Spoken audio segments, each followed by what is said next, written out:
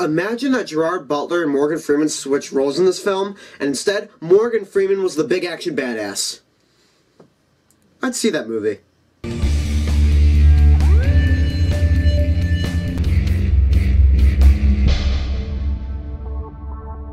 Now, Olympus Has Fallen is the big new action movie of March 2013, which stars Gerard Butler, Aaron Eckhart, Morgan Freeman, and Dylan McDermott, and follows a former guard for the president who's played by Gerard Butler, and he finds himself trapped in the White House when it's invaded by North Korean terrorists. So it's up to Gerard Butler to save everyone in the White House. Damn how I wish this was Die Hard 5.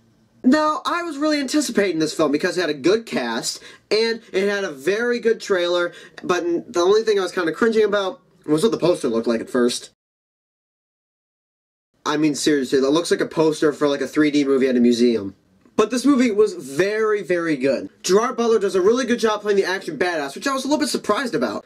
I know he's been the lead in most action movies, but I haven't really liked him that much in those movies. In this movie, it's pretty much the first time I felt for his character. And he was definitely the most badass out of any of the movies he's done. I mean, he killed some people pretty darn good. Pretty darn good. Aaron Eckhart also did a really good job. He was a very good supporting character that you felt for throughout the whole movie. And Morgan Freeman, you just gotta love Morgan Freeman in every single movie he does, even if it's terrible.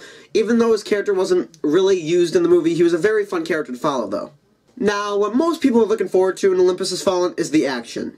And the action is very good here. It's not like a big Michael Bay film that has to be explosions in every single freaking scene. It has some pretty good fights with Gerard Butler and some North Korean terrorists, and even Gerard Butler and the main villain. Which, by the way, the main villain is also a pretty big douchebag. In most action films recently, the villains are extremely boring. I absolutely despised him.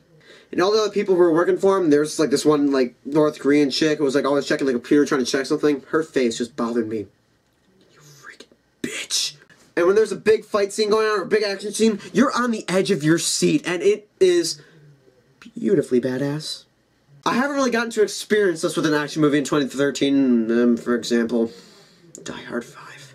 God, how that movie makes me cringe. But in my opinion, this is what Die Hard 5 should have been.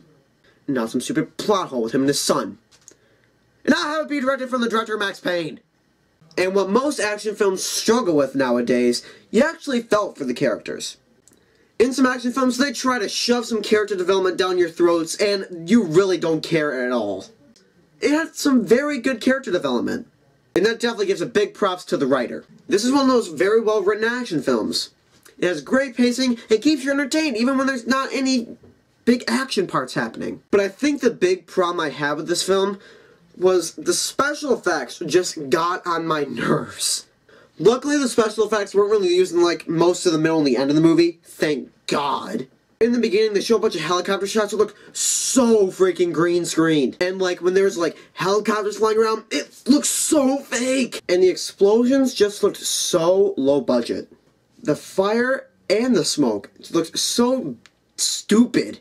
And it's not my only biggest problem. Sometimes they have really bad cliches, and sometimes the character development, they try to shove it too far down your throat, and it got on my nerves a little bit.